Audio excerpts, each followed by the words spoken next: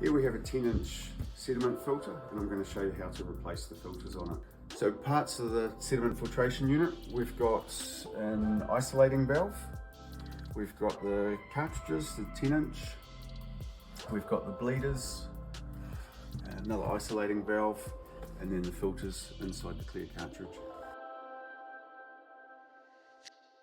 First off, you're going to want to turn the water off to the filters.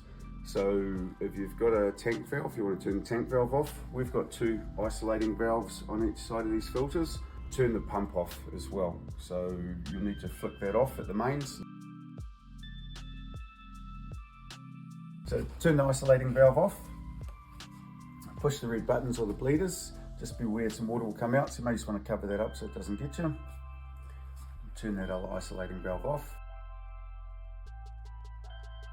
And then I'm just going to take the spanner and just undo the filters.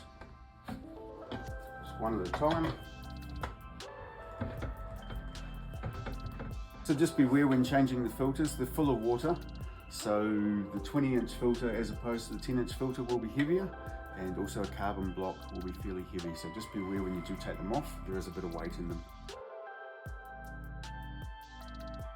So you can remove the old cartridge filter. Obviously this one isn't dirty. Normally there'll be a brown sort of beige colour. So they'll have a bit of water in them. You can dry them out first if you like, and then they can just go in your rubbish bin.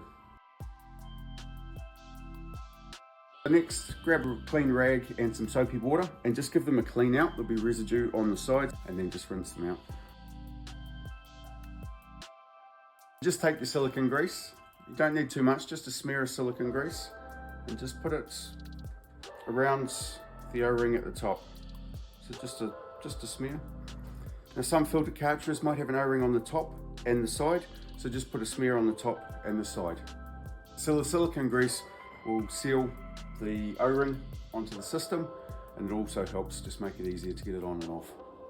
So if you take off the cartridge filter and you notice any damage to the O-ring or anything like that, you'll need to replace the O-ring, so don't try and refit it. Next, take your new filters, which you've taken out of the plastic, and just put those into the cartridges. Just make sure the whole of the filter goes over the guide inside the cartridge. So with fitting these, I just keep your finger in the center of it. Just hold it up, just turn it backwards slightly.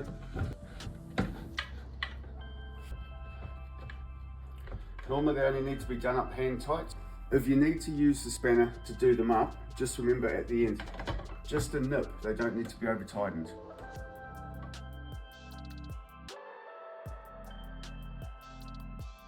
Now we need to turn the water back on, so if you've turned the tank valve off, turn that back on.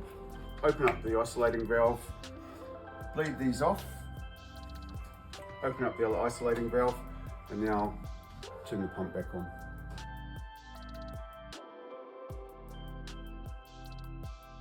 So you'll know if you haven't done the cartridges up properly, because they'll start to leak from around the top of the cartridge.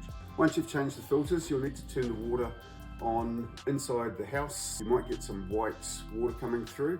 It's aeration from the filters. Also, it might just spit and spurt for 30 seconds to a minute. Just turn it on, let that run through, and then you'll be as good as gold.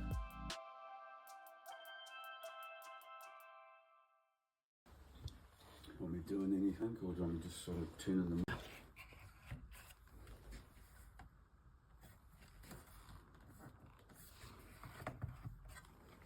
And we can do that.